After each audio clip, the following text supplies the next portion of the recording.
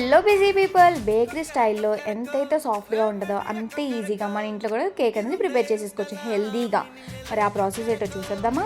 అన్ని మెజర్మెంట్స్ వీడియోలో చూపించిన విధంగా తీసుకుని డెఫినెట్గా పర్ఫెక్ట్ కేక్ అనేది మీకు అయితే రెడీ అయిపోద్ది. 1 గ్లాస్ ఆఫ్ షుగర్కి ఇలాగ బ్లెండ్ చేసేసుకోవాలి. బ్లెండ్ చేసేసుకున్న తర్వాత హాఫ్ గ్లాస్ ఆఫ్ నేనైతే నెయ్యి వేసుకుంటున్నాను, ఎందుకంటే మనకి హెల్దీ కోసం. ఇందులో క్రీమీ టెక్స్చర్ అనేది వస్తుంది అనమాట.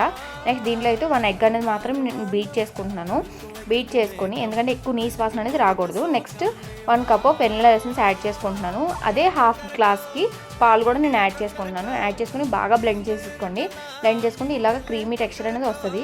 ఇదైతే ఒక బౌల్లోకి ట్రాన్స్ఫర్ చేసేసుకున్న తర్వాత జల్లెడ పెట్టుకొని 1 గ్లాస్ ఆఫ్ మైదా, ఏ గ్లాస్తో అయితే మనం షుగర్ తీసుకుంటామో ఆ గ్లాస్ ఆఫ్ మైదా, చిటికెడు బేకింగ్ సోడా యాడ్ చేసుకోండి. జస్ట్ పించ్ ఆఫ్ చాలండి. బాగా బ్లెండ్ చేయాలి. అసలు మెయిన్ కేక్ ప్రాసెస్ అంతా కూడా ఈ బ్లెండింగ్లోనే ఉంటుందని, ఎంత బాగా కలుపుకుంటామో అంత బాగా వస్తుంది అనమాట కేక్ మట్టికి. అంటే మధ్యలో గ్యాప్స్ ఉండడం కానీ ఏమీ ఉండదు అనమాట. చాలా సాఫ్ట్గా వస్తుంది అంత బాగా కలుపుకుంటే. నెక్స్ట్ అయితే ఒక బౌల్లోకి నేనైతే గీ అప్లై చేసుకుని మొత్తం మైదా వేసేసుకుంటున్నాను. ఓవెన్లో కాకుండా డైరెక్ట్ స్టవ్ మీద పెడుతున్నానండి. జస్ట్ 45 మినిట్స్ బేక్ చేస్తే సరిపోతుంది అనమాట.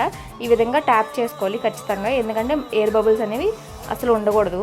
నెక్స్ట్ కింద సాల్ట్ కానీ శాండ్ కానీ యాడ్ చేసుకుని మీరు బేక్ చేసేసుకోవచ్చు. సో జస్ట్ 45 మినిట్స్లో మళ్ళీ మనం తీసుకువెళ్ళి చూస్తే అసలు టూత్పిక్తో అసలు అంటుకోవట్లేదు కదండి, అయిపోయింది కేక్ అనమాట. చాలా అంటే చాలా బాగా వచ్చింది. మనం ఎంత తక్కువ బేకింగ్ సోడా యూజ్ చేస్తే అంత మంచిదని మన హెల్త్కి.